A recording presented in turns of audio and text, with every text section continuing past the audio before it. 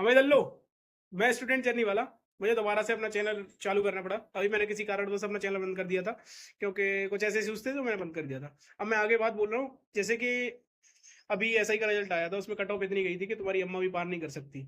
जिनकी वजह से कट ऑफ गई है उनके लिए बोल रहा हूँ। तुम्हारी अम्मा भी उस कट ऑफ को पार नहीं कर सकती अगर पेपर देने बैठती तो।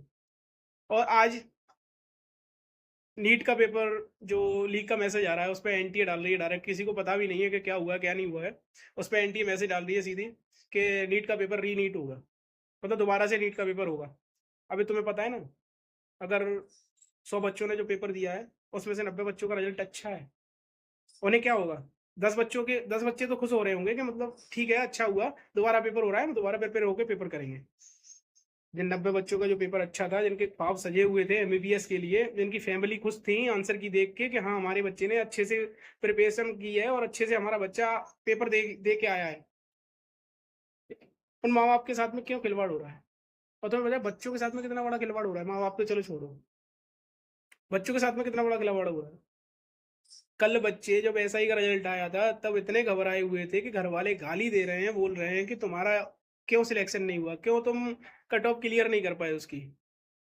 बच्चा क्या बताए कि उसमें गधे और घोड़े गए, गधे गए हैं, घोड़ों का कोई काम नहीं था। गधे वो गए हैं जो पढ़े नहीं आज तक। और नीट में ये हो रहा है कि मतलब 23 लाख लगभग बच्चों ने पेपर दिया, उसमें से तुमने तुमने दलाली लेके तुमने पेपर को लीक कराया। अब तुम 23 लाख बच्चों के साथ में खेल रहे हो, क्योंकि 23 लाख बच्चे जो थे वो शायद जेन्युइन बच्चे थे, जो वास्तविक एमबीबीएस के लिए प्रिपेयर थे। और बाद बाकी जिनके साथ में तुमने लीक करके पेपर दिया है ना, जो खिलवाड़ की है, वो शायद जेन्युइन बच्चे नहीं थे। क्योंकि जिसे अगर पेपर लीक वाला चाहिए ना, वो नहीं पढ़ रहा है ना कुछ कर रहा है, वो सिर्फ पैसे की दम पे है, जो कि वो किसी नेता का बेटा है। हो सकता है नेता का या बड़े अधिकारी का बेटा होगा, वही सिर्फ पैसों पे खेल रहा है। बाद बाकी तुम्हें पता है माँ बाप कैसे पढ़ाते हैं? हमारे माँ बाप खेत में काम करते हैं, तब हमें पढ़ा रहे हैं यहाँ पे, और तुम हमारे साथ खिलवाड़ कर रहे हो। हम्म? तुम्हारा चुनाव होता है, तुम अभी बंगाल में तुम्हारा चुनाव हुआ, वहां तुम्हारा एक वोट लीक नहीं हुआ, तुम्हारी वहां कभी रिकाउंटिंग नहीं हुई, कहीं भी तुम्हारा जहाँ मोहम्मद दिखता है वहां रिकाउंटिंग नहीं होती है। तुम बहनचो बच्चों के साथ खिलवाड़ करके री पेपर करा देते हो। क्या कर रहे हो रे तुम? बैठ के देखो पेपर में यार। तुमने अपनी औलादों को अच्छी अच्छी जगह लगा रखा है।